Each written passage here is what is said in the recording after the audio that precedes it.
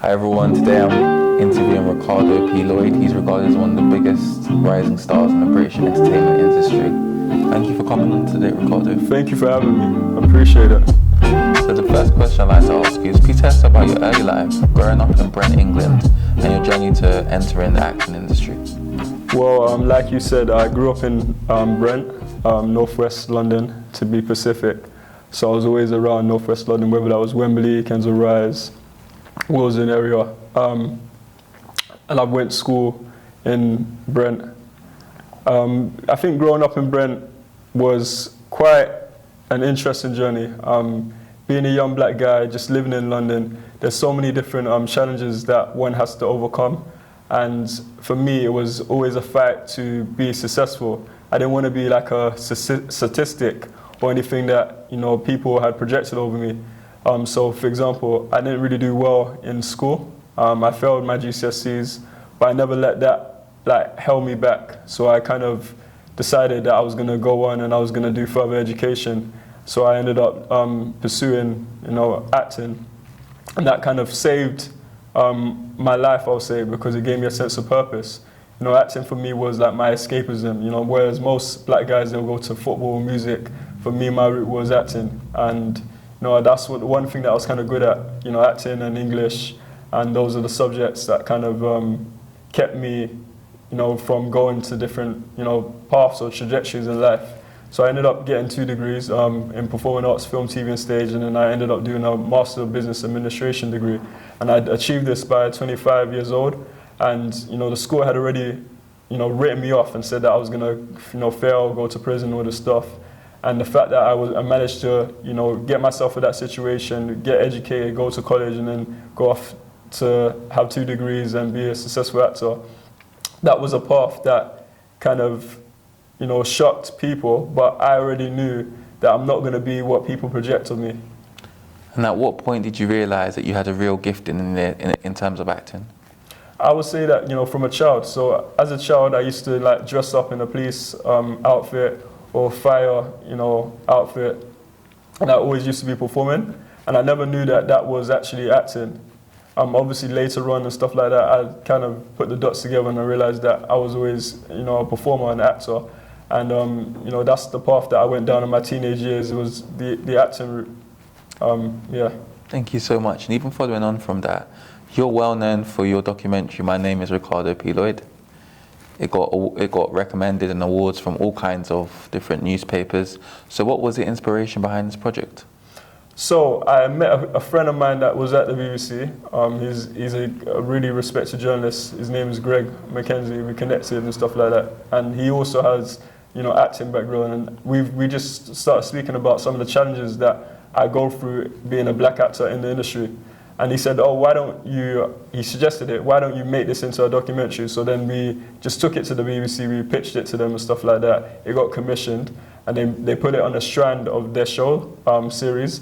And I literally, was working on it, had all the ideas, scripted everything, produced it, connected with different people within the industry, and we brought it to life. And I think for me, it was very important for me to kind of be a voice, because I feel like as much as we can talk about the challenges in the industry, if you're not actually doing anything active about it, it's just going to stay the same. So that was my motivation of doing a documentary show like that. Thank you so much. And even following on from that, what are some of the challenges you've encountered within the British entertainment industry? Well, I think there's a lot of classism that goes on in the industry, especially in the UK, and invert racism. It's not racism like calling you the N-word, but it's racism as, where it's a subtext kind of thing. So there's only could be one black actor, one black British actor at a time. So you got Idris Elba. So he will get all the castings and the roles, and if there's another kind of, actor coming up, they're not going to really be seen in the same light or get the same opportunities. So there's a lot of that stuff that goes on, and it's about the connections and who you know.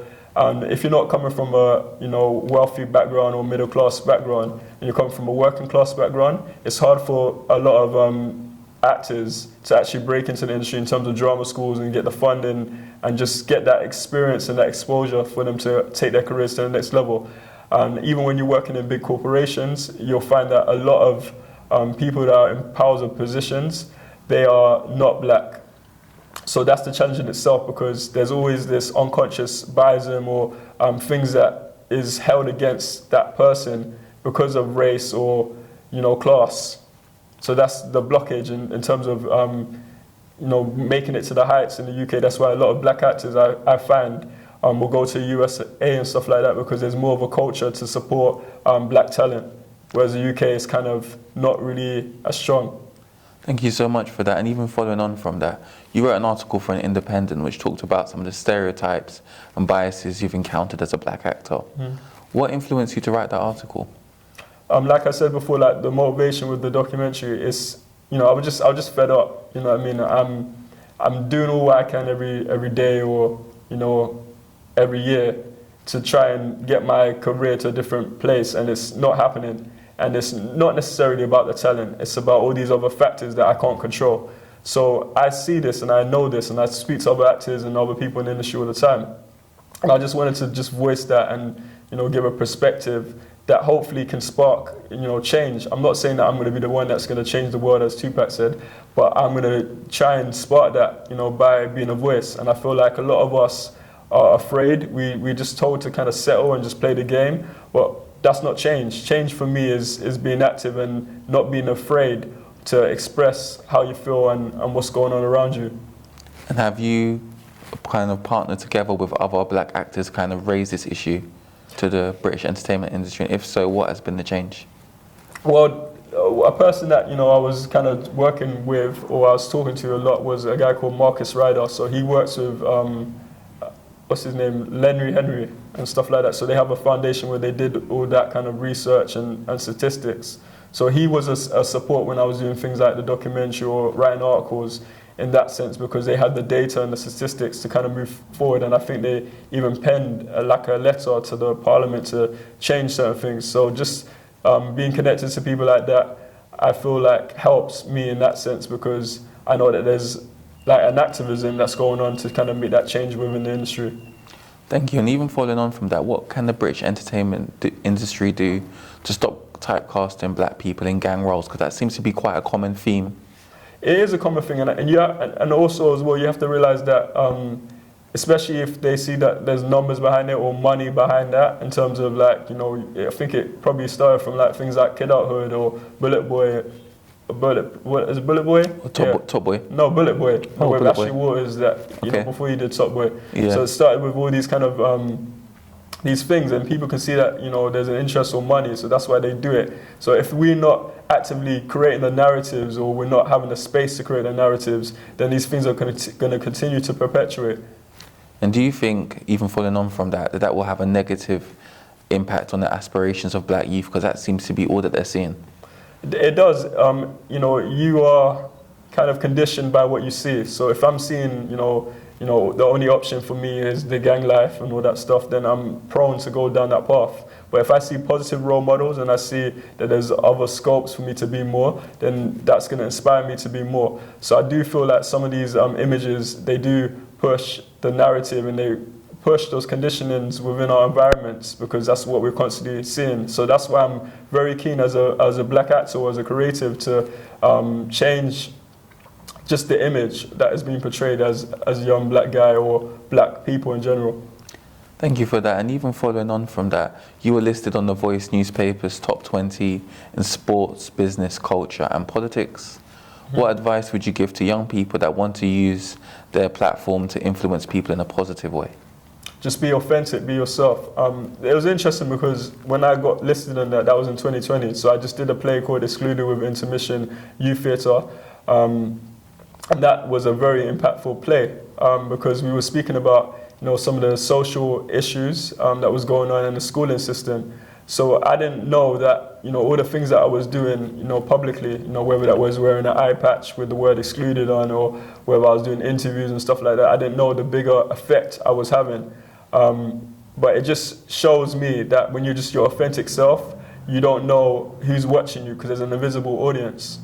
Thank you so much for that. And even following on from that, what would be your dream role?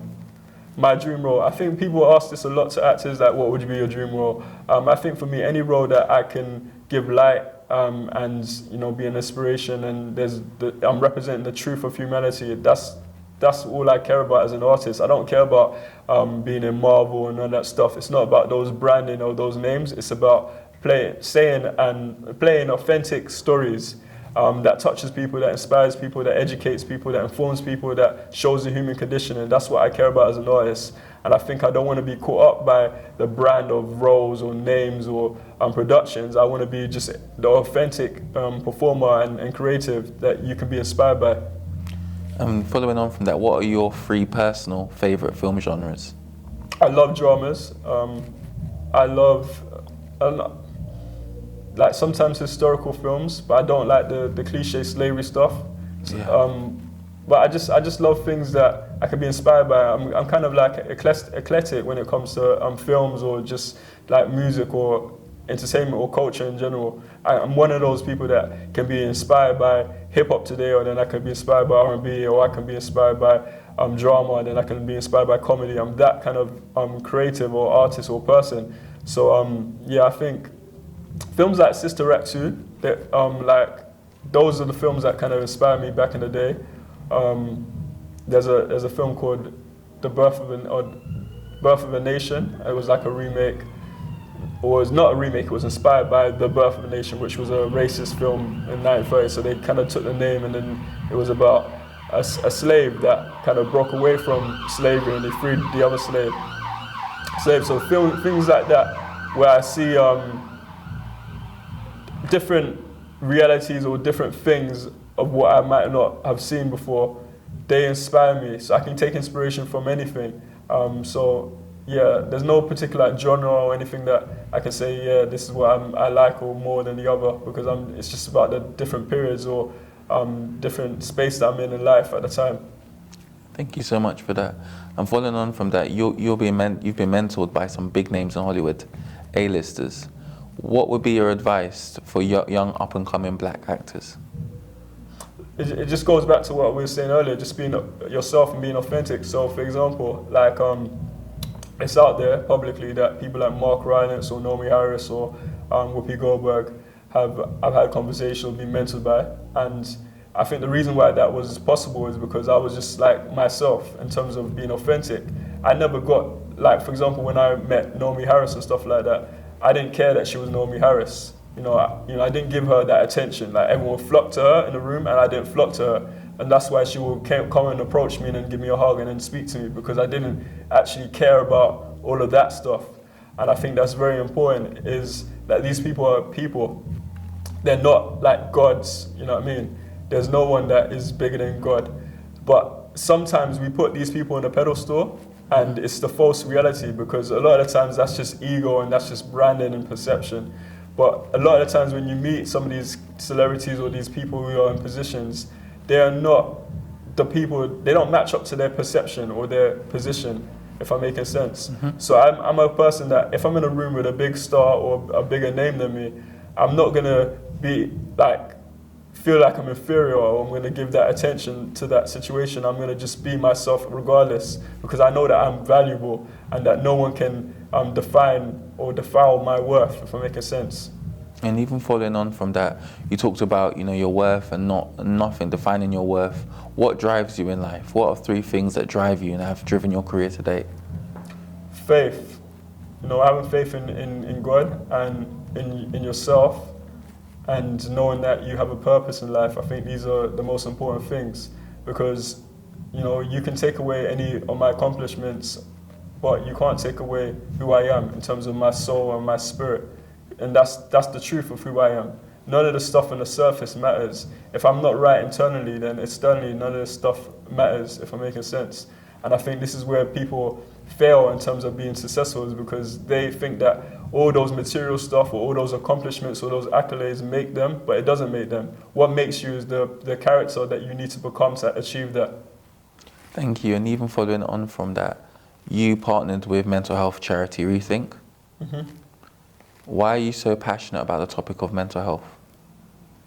I think, I've seen people that struggle with mental health, whether that's, they smoke too much weed and they've turned schizo, or they've gone to prison and all these things, or had drugs addictions or alcohol addictions and stuff like that. I've also gone through my own challenges in terms of at times feeling low or suicidal or feeling like I can't deal with life. So I feel like being a person that is influential or has a following or people know or aware of, I feel like it's in my interest to kind of be someone that represents truth and gives light to different situations or different challenges that people go through in life, rather than just shy away from it. Because I feel like what happens is people get into a position of influence or status, but they only do it when they got a project coming up. But you need to be that person all year round, not just do it because you have a project or you have something that you want to, give light to. You need to just be that person. And even following on from that, there's an issue with men being able to talk about mental health. And it's really interesting that you mentioned suicidal, because suicide is the biggest killer of men in their 50s. So what do you think can be done at grassroots level to promote positive conversations surrounding mental health? That's a great question. I think what can be done is, first and foremost, we need to recognize the problem. I think people think that just because you're a man, you need to be strong and you can't have emotion. And I think that's the wrong idea that we're giving to people. I think it's a right to be vulnerable. It's a right to be transparent. It's a right to say, bro, I can't deal with this, rather than you have to go home and you have to internally deal with that by yourself. So creating a space where we can have conversations, we can express ourselves, and we can be vulnerable with one each other is definitely key to breaking the cycles like that. Because a lot of guys that probably do kill themselves is down to the fact that they didn't have anyone that could give them that safe space, or they can vent to, or they can say, this is how I'm feeling, or I had a bad day at work, I'm going through microaggression, and they don't have that space, so they just deal with it all internally, and it eats up at them. So I feel like creating that space, and I know there's organizations that do that, like I think there's one in Brixton where they have a space where you can just do performing arts or acting, and it's free for anyone to go to, and they just do drama workshops and stuff like that, and it gives men, black men, I can't remember the organization what it's called, but it gives them that space to kind of express themselves or talk. I think creating more of those spaces across the UK and the world will definitely help decrease that rate. Thank you so much for that. And even following on from that, last year you starred in the film Flying for Britain, and you played the leading role. So why do you think it's important to celebrate the role that black people played in World War II? So just drink some water. So following from that, I feel like we don't know of those narratives. We don't know that there's like those black Tudors and stuff like that. A lot of us don't know this stuff. And when you actually research history, you realize that we were always a part of the conversation of changing the world, but no one wants to acknowledge or credit us for the contributions that we've made. So for me, it's very important as a black actor or as an actor in general to portray those roles, because it's educating people. I might not be able to preach to somebody, or they might not be able to read my article or whatever, but if they can see me act, or they can see something creative that I've done that's kind of educated, or gave them that information, that might actually help them know that they are more than the stereotypes that they see on the TV. So I feel like, that's the role that I feel like I play, being an artist today, is portraying the best light and showing humanity in its full scope. Thank you so much for that. And even following on from that, another thing that I'd like to talk about is that you're going to be starring in the BBC series. Oh, is it? No, it's a comedy show. So, comedy show. It's a comedy show by Eunice Umende. So she's a famous model. But I'm not sure when that is coming out, because there were some technical issues. So I don't know. These are things that we can't control. I just do the work. So if they say to me to be in something, whatever, and all I can do is just be the best that I can be in that moment, in that project. But then the control of it, whether it's coming out or stuff like that, I can't control. So I don't know. I know that it was meant to be out this year, but I don't know when that's coming out. But it was something different for me to do, because usually I'm used to doing like serious roles or dramatic stuff. So for me to do like a comedy, and she's from Scotland, and we're playing with that kind of comedy element, it was very different for me. Thank you so much for that. And please tell us about any projects you're going to be working on in this year. So we got 3 months to the end of the year, right? So Any projects? I think for me, the project I'm working on, the biggest project I'm working on, do you want to wait for it? Myself, that's the biggest project I'm working on. Yeah, I think, 3 months to the end of the year, there's so much stuff that, I'm trying to get in order in terms of my life. I think what happens is, being an actor or being a creative, is that we focus so much externally on projects or what's next, because you're only as big as what you've done next, isn't it? So all of that, but we don't work on ourselves as much. So I think for me, the most important thing is working on yourself, like my mind, my heart, my relationships, who I am as a man, because I'm approaching, 30 soon. So I'm just trying to get everything in order. I think that's the most important thing. So that next year, when I come back and I do more stuff in the industry, I'm coming at it from a different, mature, grown, level, and I've matured from what I did last year or 2 years ago.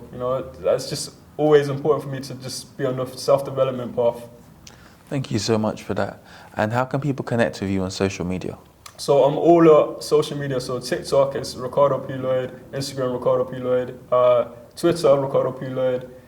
Just on my website is ricardoployd.com. So everything is Ricardo P Lloyd, which is my name. So you can connect with me, and hopefully I can be an inspiration to you, and you can be an inspiration to me, and we can go through this journey called life together, because life's not easy, but as long as we keep on fighting and moving forward, we'll be okay. Thank you so much, Ricardo, for taking the time out to come onto my platform. No, thank you for having me. And this guy is a phenomenal talent as well. He's done some amazing achievements. He's written things for The Voice, and he's interviewed some key personnels as well. So I'm looking forward to the content that he's going to continually make year after year. Thank you so much, Ricardo. Bless you.